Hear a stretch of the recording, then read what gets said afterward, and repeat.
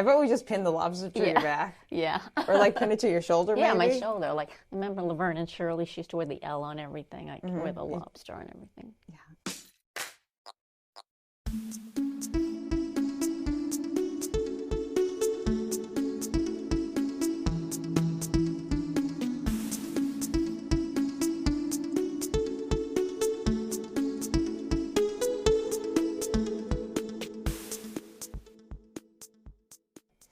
Hello, my friends, and welcome back to Runna, and welcome back to your favorite local running community. I'm Juliana, and we are back again for another Cape Cod Marathon 101 episode with the one and the only, the fabulous Kathy McDonald.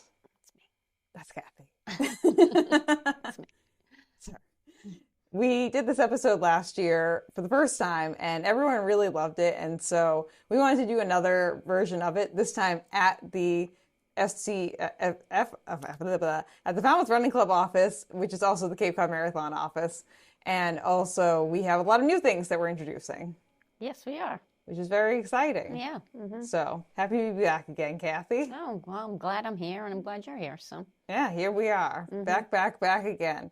But this episode of Runna is brought to you by Shipwrecked, which is also the title sponsor for the Cape Cod Marathon. Shipwrecked is more than just a restaurant. It is a journey. You have the perfect view of the Vineyard Sound, and they are located directly on the Heights Beach, and they have ceiling to floor windows that are just fully open when the weather permits it, and it is absolutely stunning and an experience not to be missed. They also have a fabulous menu that really just celebrates local seafood and the local cuisine here in Falmouth. They've been recognized year after year for their exceptional service and the unforgettable experience. So if you are really looking to round out your Cape Cod Marathon and Falmouth running experience, definitely head on over to Shipwrecked. Tell them that you heard about them because they are a sponsor of Runna and or the Cape Cod Marathon. And go ahead and enjoy some local cuisine, some seafood. It's a nice time and some really, really gorgeous views.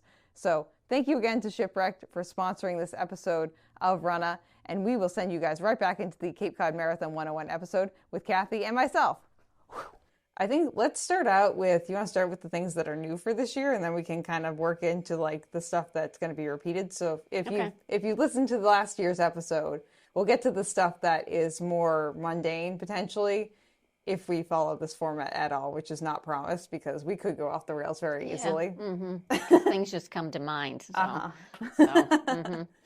But we have a lot of new things that are happening this year that we're very excited to introduce. But do you want to start us off, Kathy, with whichever new thing you think is your favorite new thing to talk about first? So the biggest new thing is the Lobster Challenge that we're offering this year.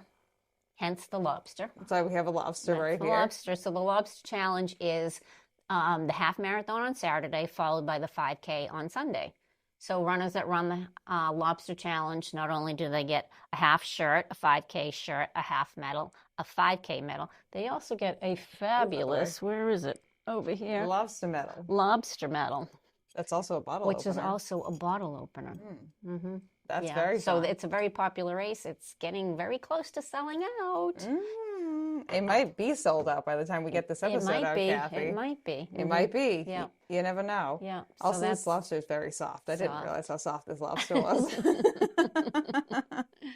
Yes. Well, that's exciting. So another thing that we're offering at our expo is the wishing well. So we're going to have it on a table, and we're just going to leave paper on the table with it.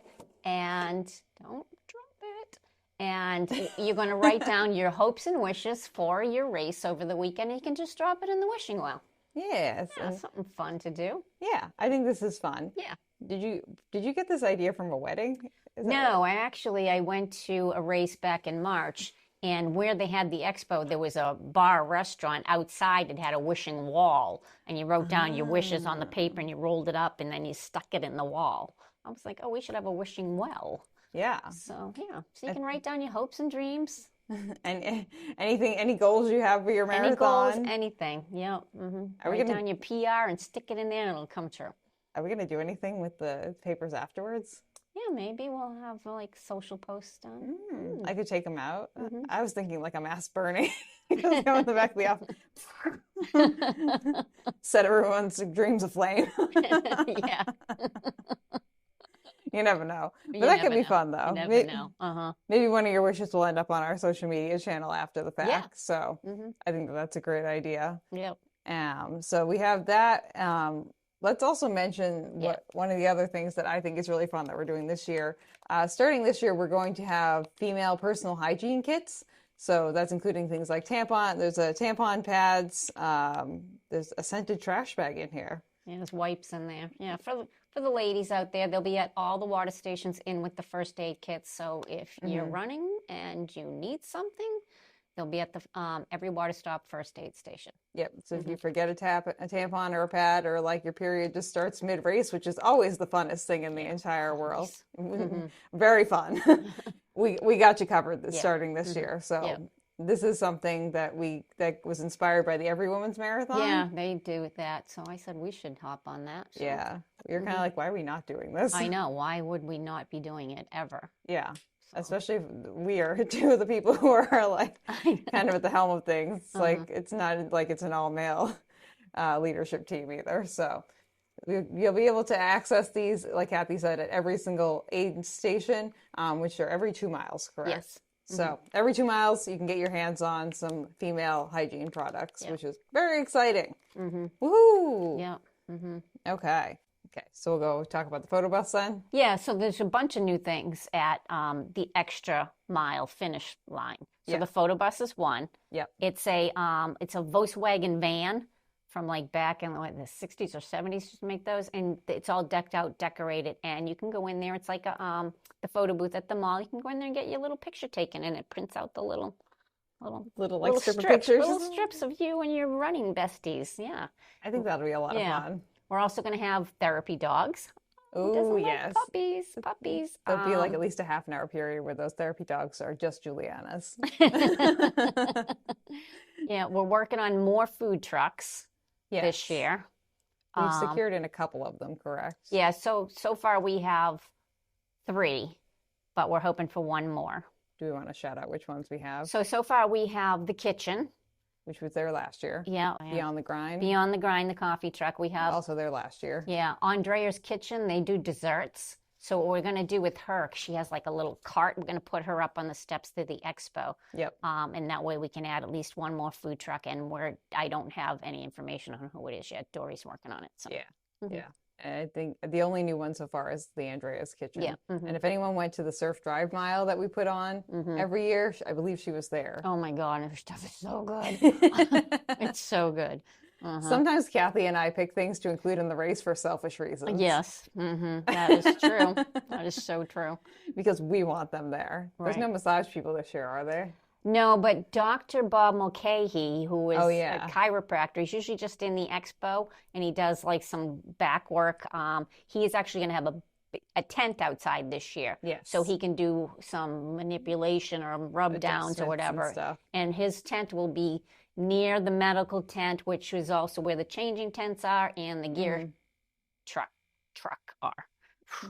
Gear check, which we're not calling bag drop. The bag drop. Bag drop thing. Yeah. So this year too, you're going to get your bag. You can get a bag, a clear bag. They'll be labeled, clear labeled, and you can get it inside the expo this year near the information desk. So come and get your bag, fill it out, and have all your stuff ready just to drop at the gear truck this year. That way you can just drop and go, so there's no long lines. Yeah.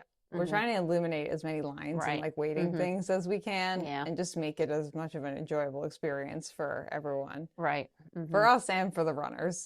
It's very just, Kathy and I are actively out there running races too. And get ideas. Yeah. We like to steal things from other races in a polite kind way. I know. Well, what is it? That's flattery? Copying whatever is the world's best flattery or something like that. Yeah. Yeah. Whoever said it the first time, I think it was a little bit more poetic than we have been, but like, that's okay. Inside the expo too, we're going to have they're your expo greeters. They'll be holding up signs that look better than this piece of paper. So they'll be walking around the expo, and if you have any questions, they can either answer your question or they can show you where to go to get your question answered. Yeah, I think that'll be helpful. Yeah. It definitely is. hard to figure out where you need to go sometimes. Right. I know a lot of people just find me because like I'm someone who doesn't move usually the whole time, and I'm very loud. Yeah. And so they're like, ah, that's someone who works for the race and is loud, but then they don't realize like I can't really help them a lot of the times.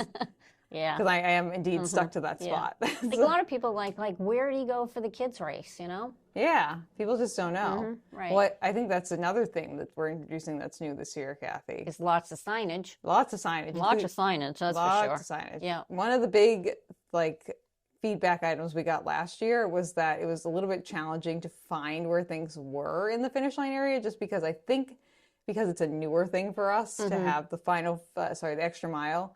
And we're just kind of figuring it out as we go as well too, and like listening to everyone's feedback as best we can. So in the process of listening to that, we will be including more signage this year.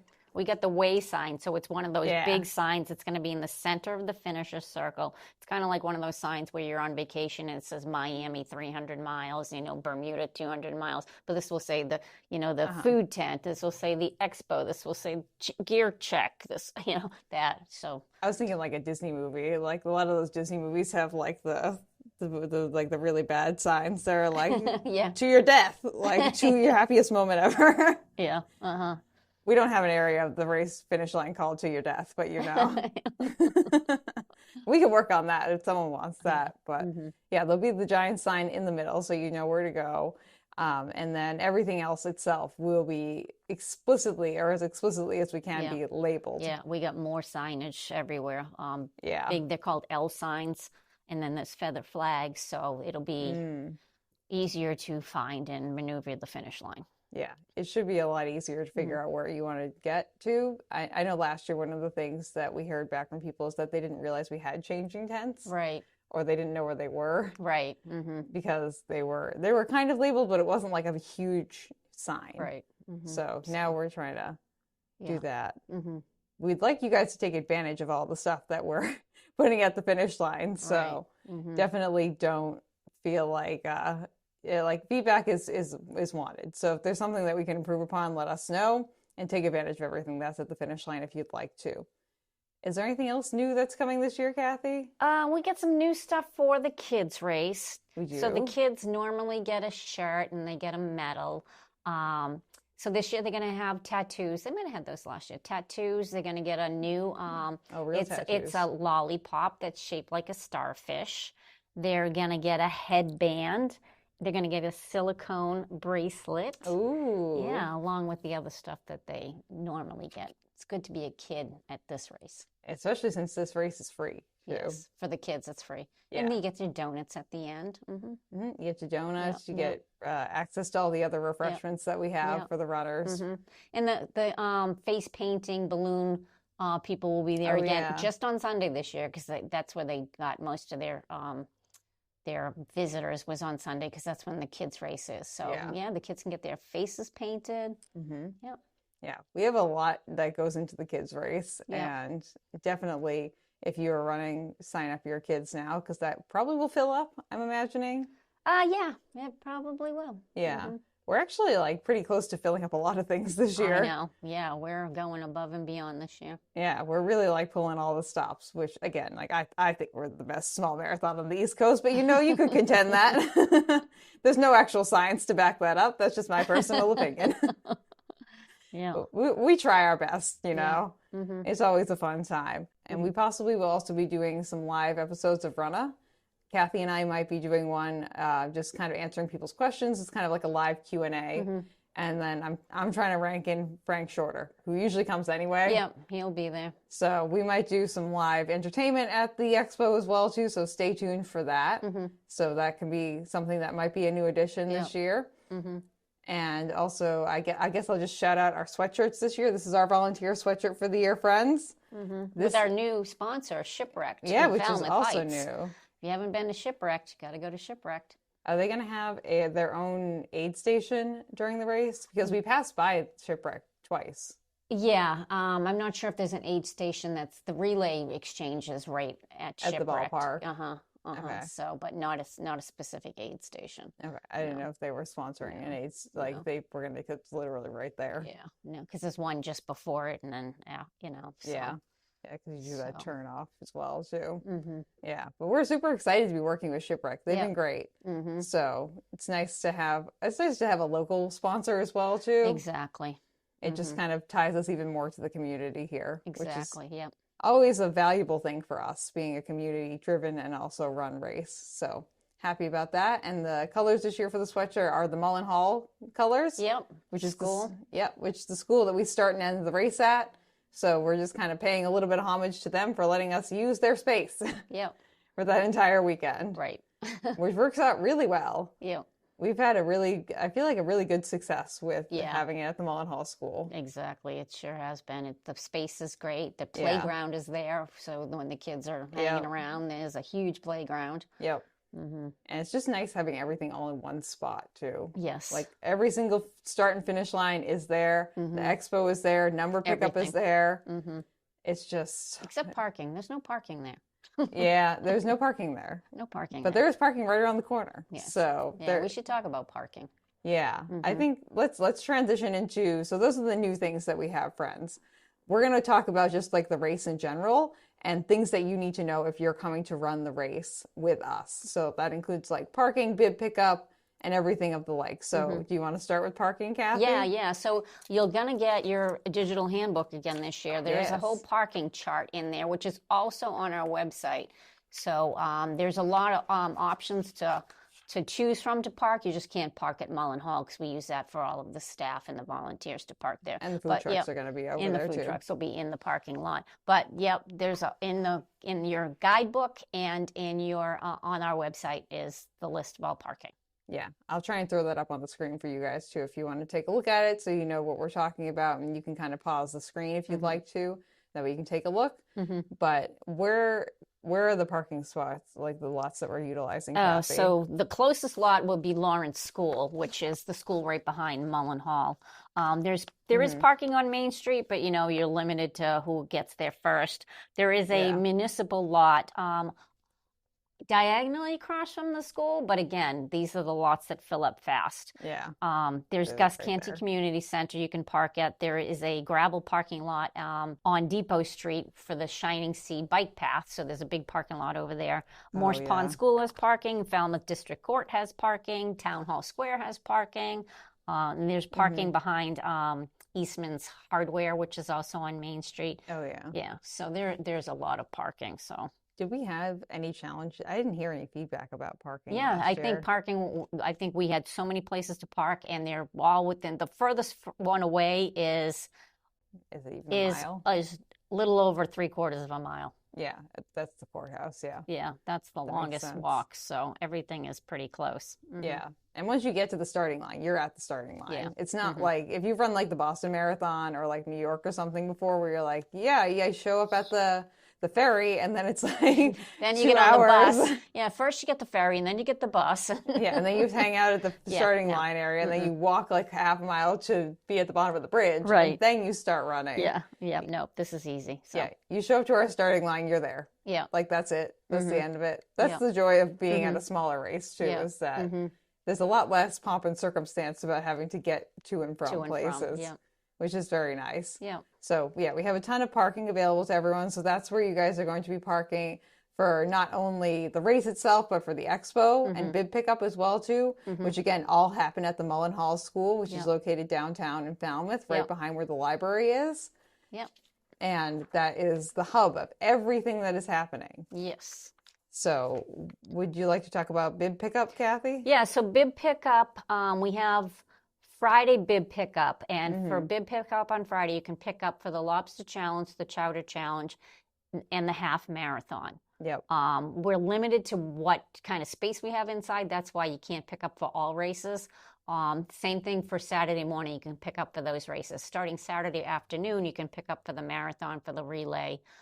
If you didn't do the first half of the chowder and you want to still do the second half of the chowder, you can do that too. And the kids race also is starting Saturday afternoon and Sunday morning. So the expo hours for Friday are from 3 to 7, And from Saturday, it's 6:30 a.m. until race time, just about race time, which it's right out the door. So you can, even if you're running late, you can run in, grab your bib, and then just jump out the door and start running. Saturday afternoon, it's it's not noon, it's 10 a.m. to 3 p.m. Yep. And then Sunday, it's from 6:30 a.m. until when the race starts.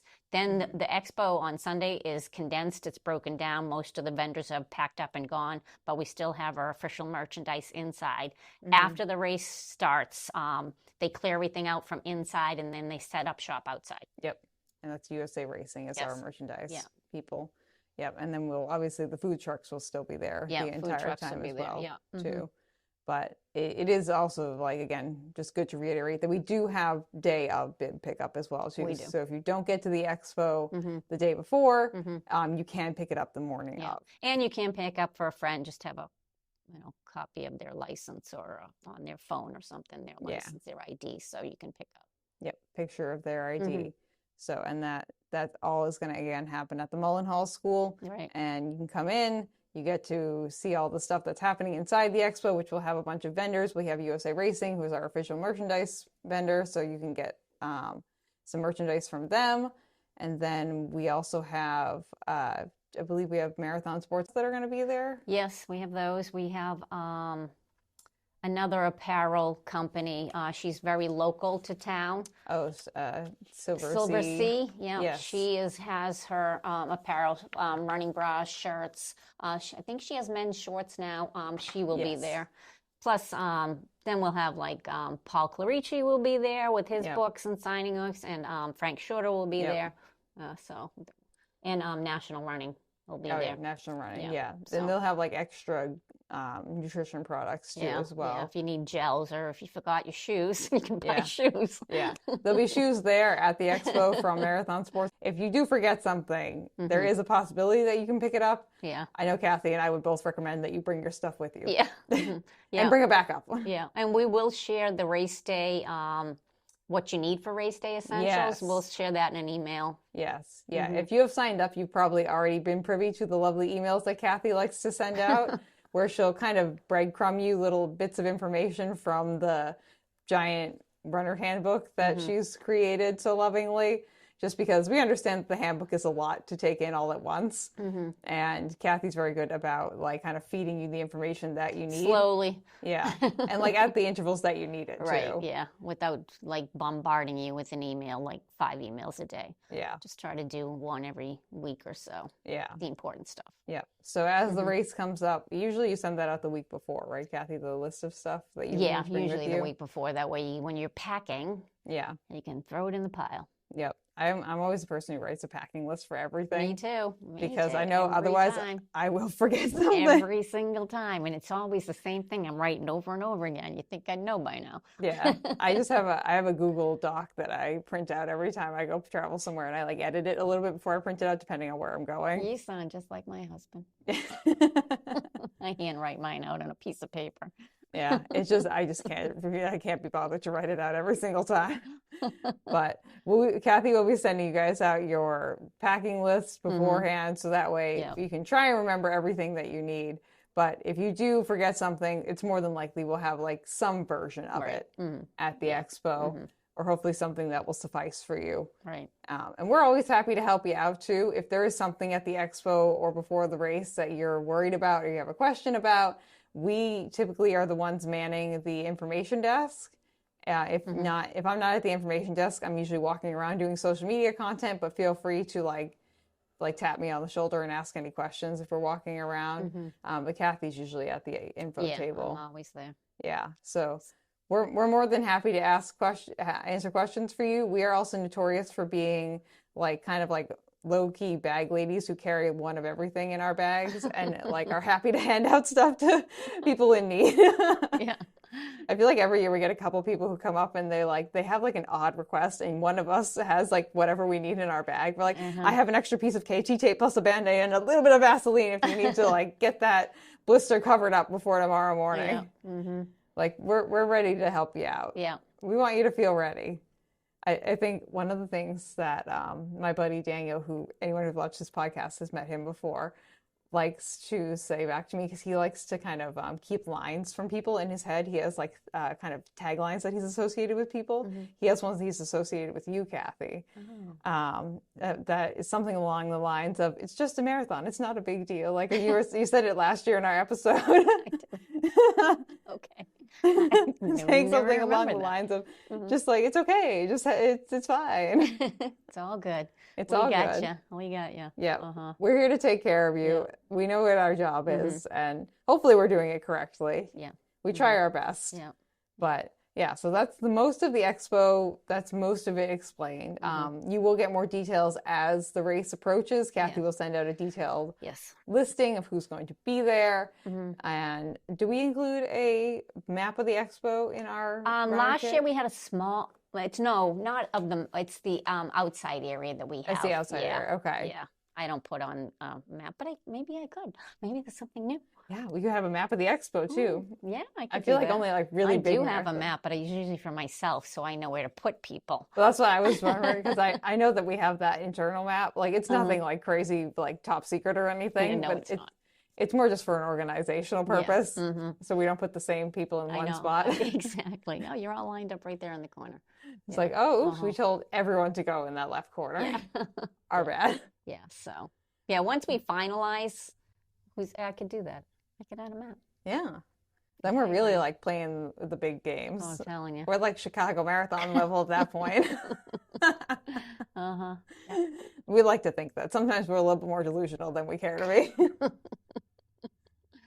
But so that's most of the expo right there. And like Kathy also mentioned, to the extra mile zone, which is the outdoor kind of like expo finish line area, we'll definitely have a map for you of that as well. We're going to key it this year. Last year it had, this was here.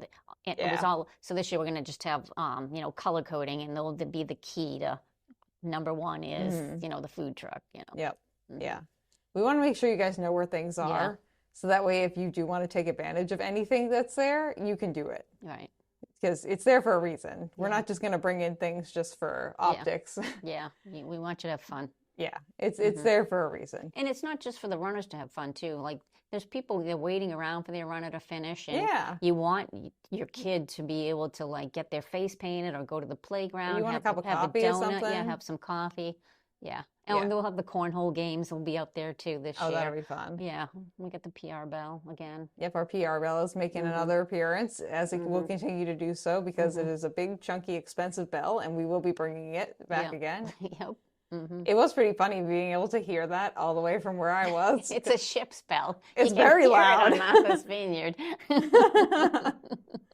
It kind of feels like the same level as the horns that are on the lighthouses. Yeah. It's like, yeah, you can hear. Someone was visiting the other day, and the lighthouse horn went off because it was foggy. And they're like, "What is that?" I was like, "That's the lighthouse." They're like, "From all the way over here." I was like, "Oh yeah, oh yeah, you gotta be able to hear that thing." You sure can. Oh yeah. So the PR bell will be coming back. We have the backdrop that it's going to go in front of, correct? So that we can take a picture or a video in front of it.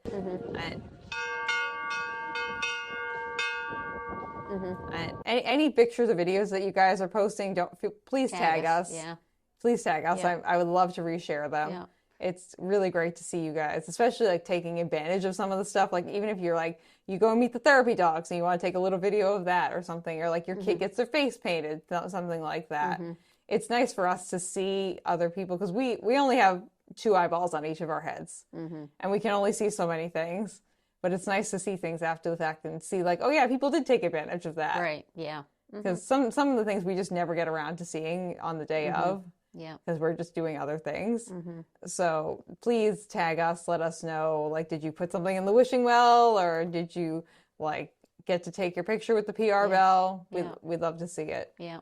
I think we're also going to have the selfie station again too, along with the photo bus. So yeah, there'll be plenty of opportunities to take pictures and really celebrate yourself. Yeah, you did it. You whatever distance race you finished a race, and that's a big deal. So we want to make sure that everyone knows that. That's why I like to stand at the finish line too and scream at people. So, recreationally, positively screaming is one of my favorite activities. Yeah. I have a lot of fun. And that being said, I will be at the finish line again too, announcing all day Saturday and Sunday. So if you are running, usually I end up taking like a 10-minute break somewhere. And possibly I'm singing the national anthem. Is Tasha coming back? Tasha has moved. She's gone. Oh, okay. Yeah. So I'm probably singing the national anthem again, which is fine by me. I don't care. I know we surprised some people last year because I didn't know that I was singing it. And people were like, I don't recognize that voice. And I'm like, oh, I guess it's me. So I will probably also be singing the national anthem too, but I'll be there announcing the 5K, the relay, the half, the full, the lobster, the chowder. Not the kids race, because the kids race doesn't get announcing from me. It gets announcing from Mike Thompson. He announces it. Yeah, he goes over there and he announces it. So definitely get ready to hear my voice a lot. I will be there. It was funny because Daniel went to church the morning of the full marathon, and he came out of church. He's like, I could hear you screaming from all the way from my church. I'm like, that's right. We have a pretty solid PA system, you know. It's a nice time. Yeah. But I think that's most of the stuff for like the expo. Yeah. So day of the race, parking rules still apply. So same places that you can park for the expo and also the race. We park in the same place. Yep. And the race starting line is the same place as the expo. So you really only have to learn one location. Right. Start, finish, expo. It's all in the same place for all of the races. Yep. You can park in the same spot you parked in to pick up your number, potentially, or close to it. So that's something that's really, I think, I like a lot. Oh, it's key. Yep. You can just drop your bag at the gear trucks, and when you're done, you get it, go in the changing, and at least you're kind of cleaned up. Yeah, you just feel a little bit better. I mean, even honestly, just changing your socks, man. Yeah, getting those shoes off. Sometimes throwing on, like, it's a little bit cooler when the race happens. Like, throwing on a new pair of socks and, like, a pair of slides. Getting out of your sweaty bra. Oh, yeah. Ugh. Oh, my God. It's the underwear and the bra situation that gets to me, because that's the closest to your skin. Yeah. And usually that's where you start getting, like, swamp ass and stuff. Yeah, and if, you're running and you're warm, and then you get, even if the weather's good, you get cooled off fast because you're sitting in that sweaty stuff. Oh, I hate sweaty stuff. I'm notorious for being the person who gets cold at the Falmouth Road Race finish line, because like I just get so sweaty. And then it's like with the wind at the beach, it's like probably like somewhere between 70 and 80 degrees, including the wind. And my body's just like, well, we were at like 95 and now we just dropped like 20 degrees. Yeah. And so I usually like pop around for a little bit, and then I'm like, I need to go home, guys. I am starting to get cold. I just want to get out of that gross stuff. Yeah. Yeah. And then I get home and I'm in my air conditioned apartment and I'm like, it's freezing in here. It's like 70 degrees. It's not cold. But yeah, so you can show up to the starting line, which is also the finish line, which is also the expo location.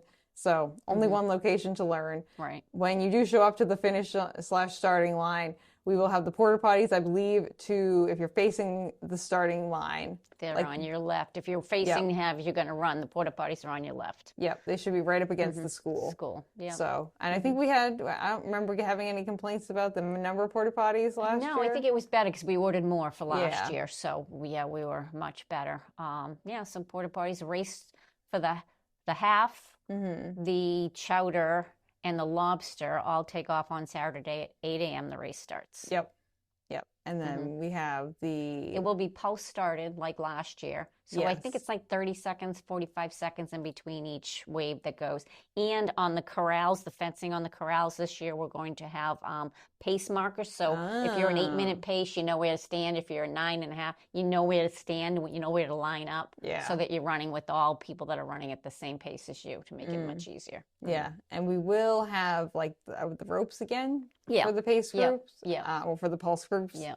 So it's not, we're not going to like check your bib or fact check you or anything, but just out of like kindness and safety for the other runners, just place yourself accordingly. Right. Yeah. It's just so people don't get trampled. That's really the main reason. Or if they're not sure and they start weighing the back, but they should have been weighing the front. Yeah.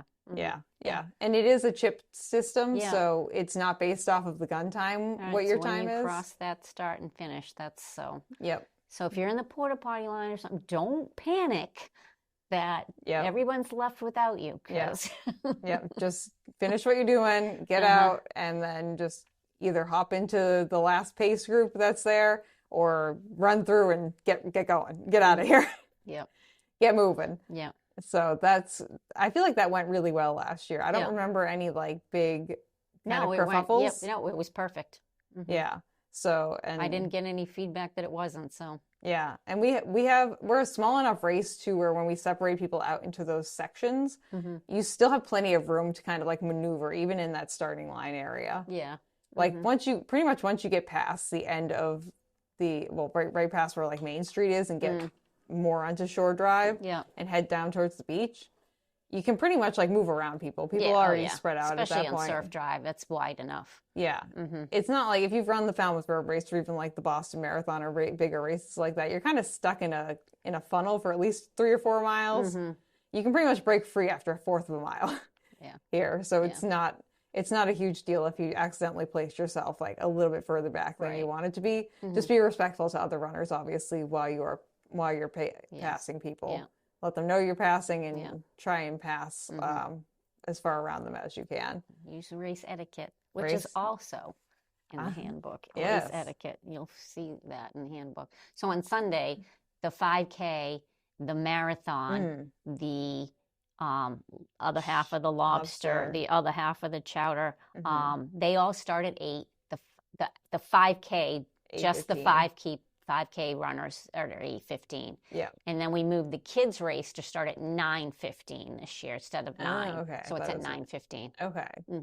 Cool. Yeah. And the kids race happens right behind where the finish line area is. Yeah. If you have seen the Mullen Hall School before, you might notice it's a very small dirt track that's kind of set up right there. And that's where the kids race happens. So the big food tent goes in the middle and the kids run around the outside of it. Who's the woman who's in charge, who like has put herself kind of in charge of announcing, like helping out? Becky. Yeah, she's been really well.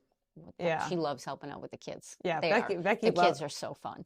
Becky loves the kids. We have some like really all-star volunteers that really step up to the plate every year. Becky's definitely one of them. Yeah. And she really she makes sure the kids stay in line, but she also makes sure they have fun. Yeah, exactly. She's like, we will have fun, but we will also have some order here. Yeah, there will be order in the kingdom. Yeah. So that's really fun. And that happens right behind where the finish/starting line area is. So once you leave the finish and starting line area, you are out on the course. Yeah. And if you're wondering what the course looks like, well, you can get a view of that over on the website and also in the runner's manual. Yeah, there's a link to it in the handbook. So we did new Google Maps this year, so you can see where all the mile markers are, and you can see where all the water stations are. Yep. And so you can get a pretty good view of what the course looks like. There's a few different views. There's the Google Maps. There's the kind of like printed graphic map that Kathy has put in the runner handbook. There's also that kind of like fly through, like the virtual, what the heck is that called? The virtual kind of like fly through thing. Yeah. That you can follow. It's like a video. Yeah. So you can see that. We also this year, which isn't new necessarily for this like exact moment specifically, but we now have run along versions of the course and also a video tour of the course, which features yours truly giving little info bits. So if you are wondering what the course looks like in real time, you can either use the run along version, so you can run like on a treadmill to the course for the half and the full marathon, or you can actually just watch like a sped up version. We kind of got the inspiration from that from the road race, the Falmouth Road Race. They've done that in the past. The Boston Marathon has also done that, but it lets you kind of preview the course so you can see like in real time, like what the hills look like, what everything else looks like. So I'll put links to those down below too. So if you want to like see in real time what the course looks like, that is also something that's available. You get to see what you're looking at, like at the ocean. You can see Martha's Vineyard and everything. Yeah. I can't remember if I put on the Google Maps where the spectator spots are. But I do have spectator areas in the handbook. There's links that'll take you to on the Google Map to where if you're driving you need to be. Plus, I also have them on a QR code for the marathon and for the half marathon. And you just scan this and it brings you right to the location on a Google Map. So you can pick this up at the info desk. Yes. Inside the expo. So we do have like locations that are better if you're a spectator to go spectate. Easy to get to. These are easy to get to. I mean, I'm sure there's a lot of other places you can go watch, but the traffic and the roads and the police aren't going to let you go down some roads. So we also want to these are accessible. We also want to send you places where you're not parking on someone's lawn either, because Mm-hmm. we care about keeping this race going and having a good impact on the community, and not having a bunch of people like being like, I can't believe all these people parked on my lawn. Yeah. So please be respectful of people's lawns. And if you're looking for somewhere that's like an easy, good to go place to go spectate your runners, we have the information for you. Yeah, at least 5 for each race, I believe. I've got 5 for the marathon, and I've got 4 for the half marathon. Okay, which also doesn't include the finish and start line either. Right. So you can also spectate from there. It's a lot of fun when you as a runner come through that finish line and there's people just like lining that finish line chute, which honestly for a small race, like we have a lot of people. Spectators, a lot screaming, yelling, Yeah. I remember when I like trial ran it, like I did most of the race like a couple of years back. I came through that finish line chute and I was like, I can't believe how many people are here. Like just cheering in this finish line chute. Like I've been to other races that I feel like have the same number of participants, but they don't have as rowdy as a finish line. Where's everybody? Yeah, you get to the finish line, you're like, okay, there are 7 people here. Yeah. So yeah, definitely take advantage of that. So that way we can be respectful to our community members, and that way you can see your runner as many times as you'd like to. So definitely, if you want that information, we're happy to give it to you, or it will be in the runner's handbook, and it will also be at the expo. Yes. So we try to make that as accessible as possible. One thing that we need to make sure that people know is that our roads are open. Yes. To traffic. This is when Juliana puts on the screen. This is an open course. It's going to be big, right across the top. This is an open course. Yeah.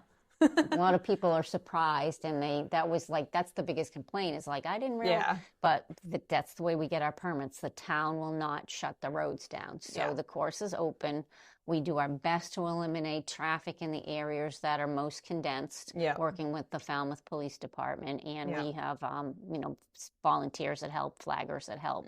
So just be aware it's an open course. Yeah, cars are technically allowed on the roads while we are out there running, and just be aware.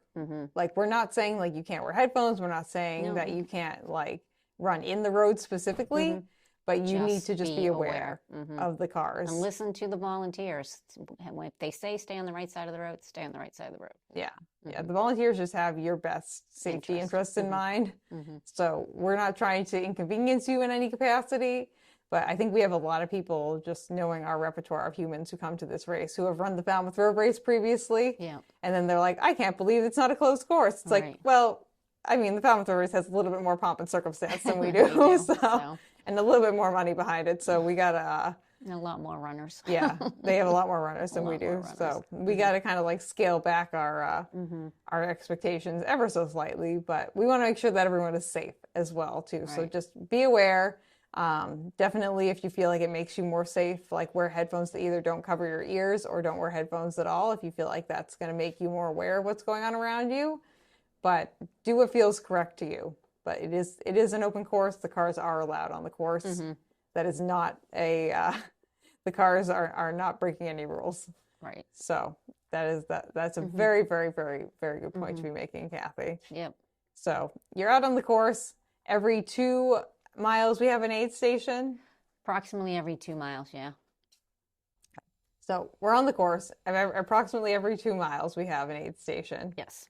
And what are we including at those aid stations besides our personal hygiene kits this year? So there's water and Gatorade at every aid station. There's the first aid kit, and then we'll have these this year. Yep, tampons and pads and the like. So that's for the half and the full. There's one aid station, I think, for the 5K right at the turnaround. Yep. And it will also contain those things and water and Gatorade. The marathon at mile 16, there are the chews. Oh, are we doing the little chews. And at mile 19 are the goose, goose, regular goose. Yeah, or you might have a mass backwards, but it's like mile 16 and mile 19 that you have. There'll be two nutrition sources. Yeah, 2 nutrition sources out on the course. Mile 16 and mile 19. Yeah. Yeah. Gatorade is going to be available at all of them. So if you do need like calories and sugar and electrolytes, that's going to be available at everyone. But then like the solid food options, We're not getting quite as fancy as like the Tokyo Marathon, handing out like doll-shaped pancakes and pickled plums, and sugar cubes, whatever else they were handing out. Some things that I went, what is that? My favorite thing was the fact that each aid station had a different item at it. Like it wasn't just like, oh, we're only handing out like doll-shaped pancakes at every single thing. It was like, no, everyone has like a very different eclectic item. Yeah. That was a lot of fun. Yeah. And there's porta potties at each water station also. So yes. And I believe there might be porta potties still at some of the beaches. I think they take them away. They take them away. Yeah. They're gone. I don't think we're going to pass. You might pass by. There's one bike path when you might pass by. The one that's down by like that Surf Drive beach area that we come across. Because they've been keeping the porta potties at the beach, at the bike path locations. Okay. So you may or may not come across a bike path porta potty. But there's plenty. We have plenty. So we have at the start finish area at the Lawrence School, there's porta potties, and at every aid station there's porta potties. Yep. Which is it's a good thing to know. Yep. So that'll be out there on the course for you. Each aid station generally is manned by, usually we have like a sports team.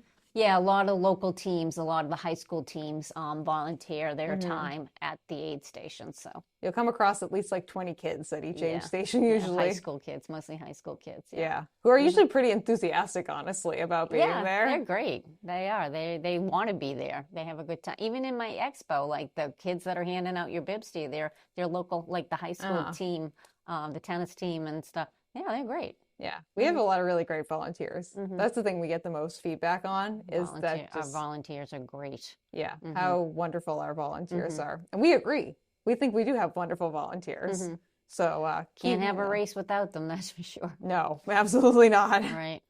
I think people don't realize like how many people are behind the scenes at a race, and that like the race would not happen. It wouldn't. With most of these people. It would not happen. Like we work on coordinating a few things. Kathy is like our main orchestrator of a lot of the things that are happening, but there's so many other people that are part of this race. Sure are. I mean, there's people that they have to pick up the trash, and they have to, at the water stops, they got to pick up all the cups and put them in, because when we recycle everything has to go in certain bins. There's compostable items, there's recyclable items, and there's trash items, and someone has to take care of all of that. Yeah, you know? There's so many like little small things that people don't realize, like even just like dropping off the water, or like who pick up How the bananas. How does the water get to the water stations every day? You have to have a whole truck and a crew that hauls that stuff. Yep, and then like, picks it up. Do we need to rent a truck? Does someone have a truck that's big enough for that? We rent trucks, and we tables. We have to rent tables. We drop the tables. There's a lot of work that happens behind the scenes for any race. Yeah.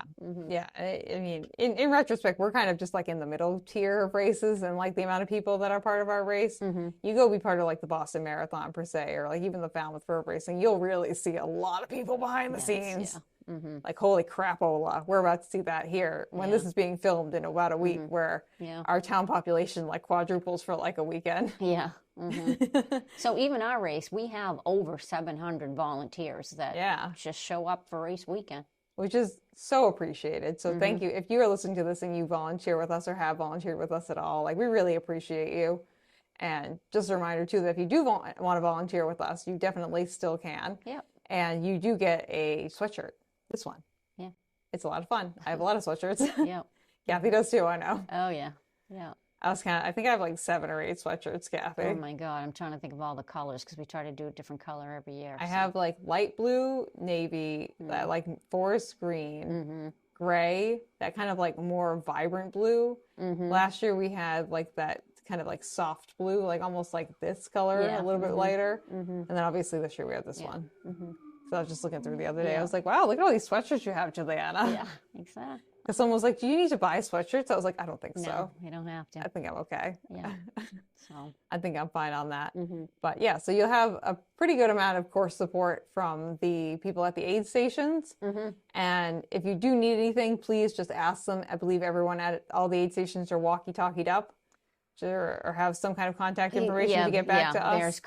They have a contact thing. They just call. There's numbers on there that, safety numbers if you need whatever numbers. And then they just make the call. Yep, they can call up one of our team members, and then we will send out the appropriate people to go and do whatever needs to be done. So we're happy to do that. Yeah. Speaking of safety, let's talk about like the medical team. Okay. Because I think that's something we should just remind people that we do have medical staff on staff with us. And we actually have Dr. Steven, who is our main medical director person for the race, coming on the podcast too. So stay tuned about hearing from him. Yeah. But do you want to remind people of anything about the medical, Kathy? So our medical team is stationed at the start-finish line.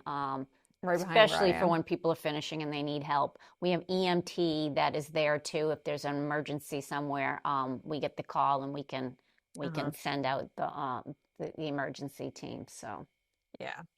So yeah, they're located like directly, and they're all usually wearing a bright red. Red. They're all dressed in bright red. Yep. So that way you know who they are. Everyone, I've spent a fair amount of time with them because they're literally directly behind where I am. Yeah. They're all very nice. Yeah. They're a great team. Yeah. We have a great team of medical volunteers who are helping us for the weekend, and we really appreciate them. Yeah. So we do have medical on staff. It's not on course. I know some of you who have run the Falmouth Road Race know that there's like actual physical medical teams like out at each mile station or like around that time kind of frequency, like out physically on the course. We don't have that, but we do have, like Kathy said, the emergency vehicles, people who will drive immediately to where you are. Probably within like 10 minutes we can get probably less than that. Yeah, we can get you whatever help you need, be it an ambulance or be it just like a Band-Aid. Yeah. So, and like smaller things like that, like the aid stations will have like Band-Aids and things like that. Yeah, they have the whole kit. It's a kit. Yep. So when in doubt, go find an aid station or find someone who's wearing either like something that signifies that they're a volunteer or a course director, or wearing one of the volunteer sweatshirts, because that's going to be your best bet as to figuring out what your next step is going to be. Hopefully you won't have to take advantage of any of the medical stuff. Very few people that have ever needed anything major. Yeah, we're very lucky that the time of year when our race happens, the weather is pretty good. So we don't usually have like too many people either like freezing to death or overheating. And that, I feel like that's usually the major challenge when it comes to like mass casualties when it comes to races. Yeah. So yeah, we're pretty good with that. Yeah. Yeah. We do have a time limit for the half marathon and the marathon. So the half marathon time limit's 11. So that would be it's 3 hours. Yeah. So it's, people say if I'm finishing just after the 3 hours, I'm not going to pull you from the course. I'm just going to say, please be smart, move yourself to the sidewalk. The only reason I would take you off the course is if that you were a safety issue to yourself or to people around you. And I can't guarantee that there's still be pouring the soup. I can't guarantee that the medals are still at the finish line. But we want you to continue. And if you finish and there's no medals, you just send me an email. Yeah. Send me an email. I'll put it in the mail to you. Yeah. So. The main reason behind the course limits is the police. Yeah. Like, we have certain our permits. Yeah. Permits and agreements with the town, with the police that like they will be, because part of the blocking off of the course is the police presence that is making it safe for the runners to be out there. And it's their job. They're only there for a certain amount of time. And also with the other people at the finish line too.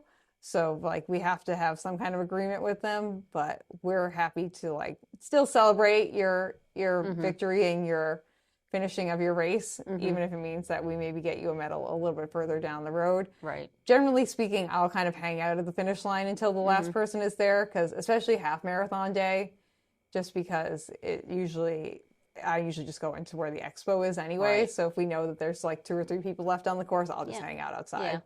So you'll still usually get someone announcing you. And this year we may or may not have the cycling team at the finish line. Yeah, the cycling team will be outside at the finish line. They're hoping to get more cycling volunteers out on the course at key locations. So if you're just having a bad day and you're ready to be done, they can help you through it. Yeah. You just need, if you need someone some to just encouragement. Be like, like give you a hug and just be like, hey, you could do this. Right. They'll be out there too. Yeah. So in the marathon, it's a 6-hour time limit. So we start shutting down the finish line at 2:00. Again, it takes a little time to get all this stuff down. So just move yourself to the sidewalk. And you can do it. Yeah. Usually, our lovely volunteers, Bob and Maggie Yates, always wait until the last person crosses the finish line. They're so cute. So if you're the final finisher, you'll still get to see Bob and Maggie there. Yeah. And I usually hang around too. So Yeah.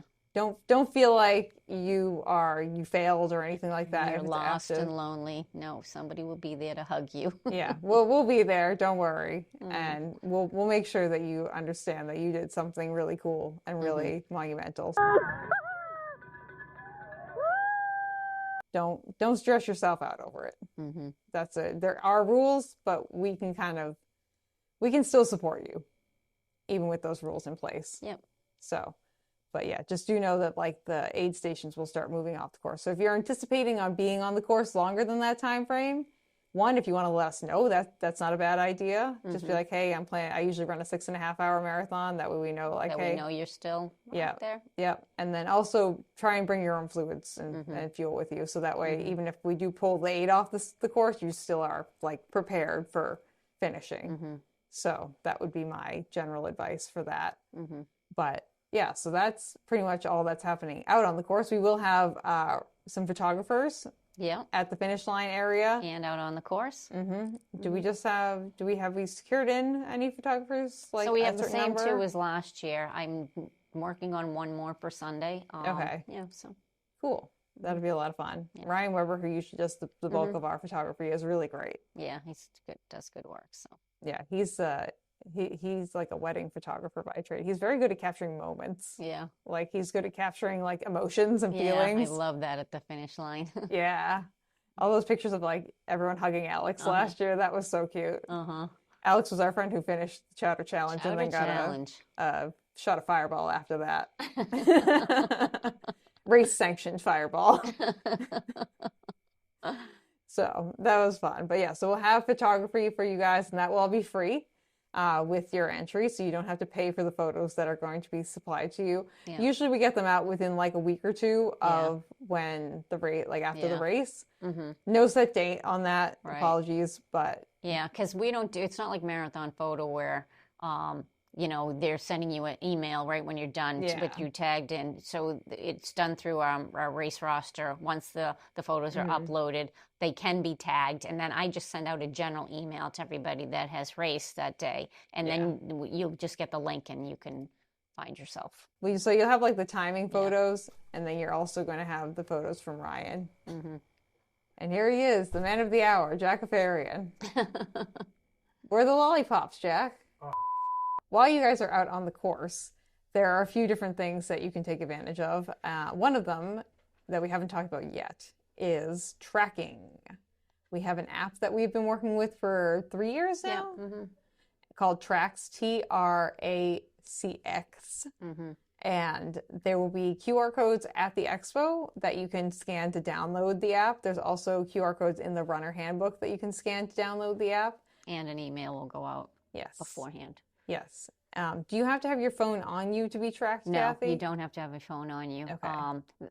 So the Tracks app will be available the week of the race. It doesn't come out any earlier than that. I mean, you can download the app, but you won't find our event. Won't be in there. Our updated stuff won't be in there until it happens just before race weekend. So. Yeah.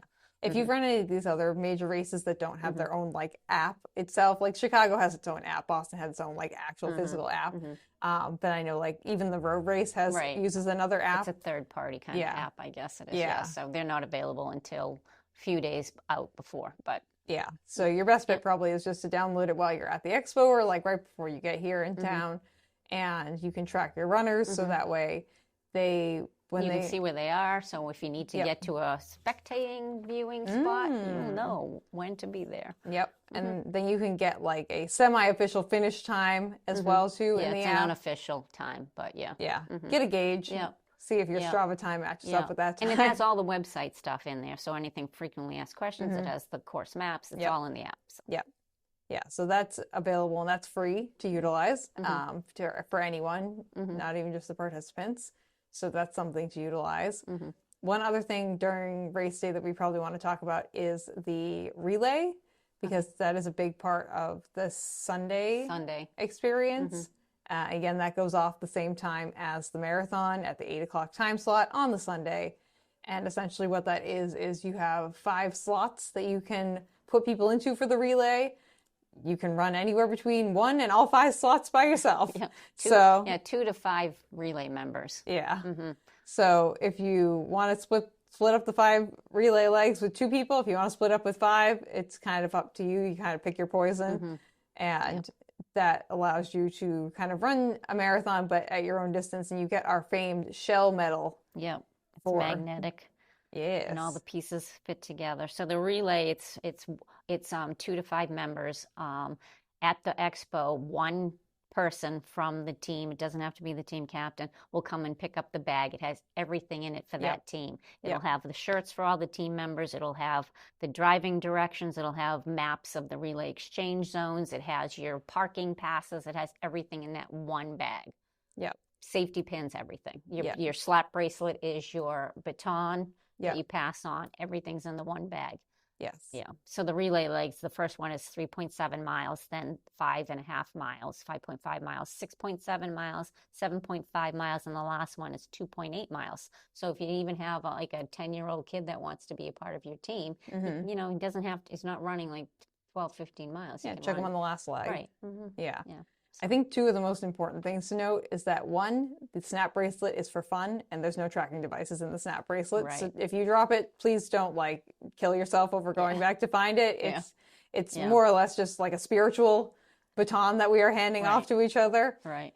The most important thing is to make sure that your final runner, the person that is crossing the finish line for you, whether that be a person who's running 1 leg or multiple legs, but the very last person in your team who will be crossing the finish line needs to be wearing the bib with the chip on it. You will not get a final finishing time for your team if that person is not on the chip. And this race specifically is based off of gun time versus, so gun time from when the race starts to when your last person with the chip on their bib, crosses the finish line. So the chip, it's the instructions are in your packet. Yes. And the chipped bib has the one with the smiley face on the back of the bib. So we try to make it as obvious as physically easy as possible for you. Yeah. So chip, if you take away anything from this for the relay side of things, the chip on the bib goes with the last runner. The last runner gets the chip on the bib, right? Yep. Right. Okay, cool. Okay. And there was one more thing that we wanted to talk about, Kathy. The environmental initiatives. Yes. We have a lot of environmental things that our race does. We try to keep the Cape green because we love living here. Right. We want to keep the ocean and the environment around as long as we can. So that way, also you guys can come back and enjoy it every year as well, too. So what do we have that we're doing, So Kathy? we work with Nauset Disposal, and we work with Remix Organics. And in the finish area, the extra mile finish area, there are yellow toters, that is composting materials that go in those. There are blue toters. Those are those giant like recycle things that people have in their homes. The blue ones are for recyclables. And then we have trash cans that's for trash. Yep. Yeah. So we try to keep everything separate. Yep. And we usually have some volunteers who are assigned to those, the totes as well too. So if you're wondering, you're not unsure, which bin do I throw this in? They'll help you. You can ask one of the volunteers that's located near the totes and the bins and everything. Yeah. And we try, and I believe all of our cups are compostable and our bowls are compostable and our silverware is compostable. So we try and make sure that we do that. We don't have any plastic water containers. We haven't for a while. Right. We have the water monster that's in the finish line area also. So if you have even if you get a cup at the finish line, you can go finish it up and refill it again. If you bring your own, you can always fill it at the water monster. Yeah. And that's going to be pretty obvious. It's like a big water tower, essentially, with a bunch of little like water spigots coming out the bottom. That'll be in the middle of the final finisher extra mile area. Just looking at the FAQs that you have here, Kathy, one other one that's probably good on just tapping into with the FAQs would be the pacer question. Do we have pacers? Yeah, that's a big question I get from people all the time. No, we do not have official pacers at any of our races. No, we don't have official pacers. Apologies. If you have someone who's running the same pace as you, who's also registered for the race, go for it. You guys are allowed to pace each other within the race, but we don't have official pacers for this race. It's a lot to coordinate. Yes, it is. And can be a little bit wacky. Weather policy, generally speaking, the race will go on and except for like very, very extreme weather conditions. I know we canceled it the one year where the trees were literally in the streets and it was like absolutely ridiculous because every single tree on the Cape had been like fully uprooted and thrown into the roads. But that was a very unique situation. It was a freak thing. Yeah. If it's going to rain, we're still having a race. Yeah. So as long as it's not like thunder and lightning, we're still going to be out there holding the race. So don't waste your breath necessarily asking if it's going to rain. Are you still going to put on the race? The answer is probably yes. Yes. It's definitely yes. And all these frequently asked questions will be the most frequently asked questions are in the Runner's Handbook. We have them, all the frequently asked questions on our website. Yep. So that's all going to be available for you guys if you want to access it. Again, Kathy will be sending out little bits and pieces of the Runner's Handbook to you throughout the entirety of the next month and a half, 2 months. And also the Runner's Handbook is accessible on the Cape Cod Marathon website, capecodmarathon.com. And you probably will have honestly received a link at this point to the Runner's Handbook, because this should be coming out like the week before the race. So that way all this information is nice and fresh in people's brains before they get to run with us. So I think that's pretty much it, Kathy. I think so. Okay. Well, thank you guys for watching. Let's round it out, Kathy, because you didn't get to do this last time. Oh, right. Yeah, with what shoe do you choose to use? What shoe do I choose? Yeah, this is still Runner. Though we did do like a really deep dive in the Cape Cod Marathon. What shoe? It depends on the distance. I know of 2 shoes that you run in, but I don't know what shoe you're currently running in. Well, right now I'm still currently doing both shoes, and I just alternate. So right now, for short distances, I'm using my New Balance Fuel Cell. Oh, do you have the Rebel? The Rebel Fuel Cell? Yeah, do you have the 4 or the 5? I have the latest, whatever the latest is. Oh, you have the 5. I love it. Oh, I want that shoe. I love it. I love it. I can't justify spending like the full price of the shoe right now because I have so many other shoes. And then for like longer distances, like half marathon to marathon, I'm like in the Ghost Brooks. Max. Yeah, is it Brooks that makes it? Yeah. Yeah, Ghost Max. Yeah. Yeah, because you were in the More for a while from New Balance. Yeah. And then the 1080 for a hot second. Yeah. And then now you're over in the Ghost Max. Yeah. Yeah. Have you run in Brooks before? A long time ago, I used to. Yeah. So yeah. Yes. Because is it a glycerin something? Oh, it's the Glycerin Max. Sorry. Yeah. Sorry. It has this thingy on it. Yeah. It looks like that. Yeah. I'm wearing a pair. This is awful. I didn't put the shoes on. I'm like, what do I run in? I don't know. I feel like literally 75% of the people who come on my show, who are all like active runners, like doing things and running in shoes, they're like, I don't know what shoe I'm wearing. I'm like, okay, great. Yeah. Glad I'm asking this question. Yeah. Yeah, the Glycerin Max. The Ghost Max is also a shoe too, but the Glycerin Max, which is the tall version of this bad boy. So it kind of looks like to me, similar. like that's like the 1080 of the New Balance. Yeah, kind of. Though the 1080 is bouncier and squishier, though. Oh, is it? Yeah. Brooks is like very good at being, besides like the Glycerin Max, honestly, and like the Hyperion Max too. Like most of their shoes are very boring. Yeah. They're very good at being predictably blasé. Well, for a lot of their shoes, which a lot of people really like. A lot of people like a predictable. I think Asics is that way. They're all, no matter what, it's always the same. Some of them, I mean, it kind of is like a Brooks situation where they have like 2 or 3 standout shoes, but the rest of them are kind of just like, whatever. Is that offensive, Jack? No, Jack is a Kayano boy over there. He loves the Asics Kayano. But okay, friends. So that rounds out our episode on being part of the Cape Cod Marathon 101 2025. Here we are. Hopefully we'll see all of you guys at the race on October 11th and 12th, correct? Yes. But if you'd like to get more information about the race, head on over to capecodmarathon.com. You can always email Kathy. She is info@capecodmarathon.com. I am manning most of the social medias, which are at Cape Cod Marathon on Facebook and Instagram. We're also over on TikTok at Cape Cod Marathon, so you can find us there. Happy to answer any questions or redirect them over to Kathy if I can't answer them. And if you'd like to get in contact with me over here on Runna, you can either hit me up on any of those socials or at Runnapod on Instagram or runnapod@gmail.com. And that'll be the end. And we'll see you guys running our race, hopefully. Yes. Right? Yes, Right. definitely. Not hopefully, definitely. Yes, you will be there. Okay, goodbye, friends. We'll see you later. And that's the end, Kathy. Whew. We had a few interruptions there, but we got it done.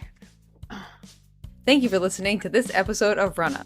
This podcast is edited, hosted, and produced by me, Juliana Coughlin. Brought to you in part by the Falmouth Running Club and the Falmouth Community TV station. If you'd like to connect with us, you can find us on Instagram and on TikTok at runnapod. And you can send us an email at runnapod@gmail.com. And our original theme music was brought to you by the one and the only wonderful Jeffrey Hutton. And keep up the great work. I'm proud of you.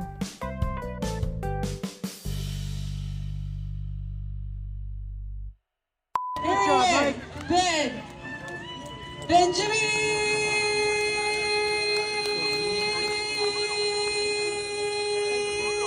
Yes, okay, he finished. Okay, bye.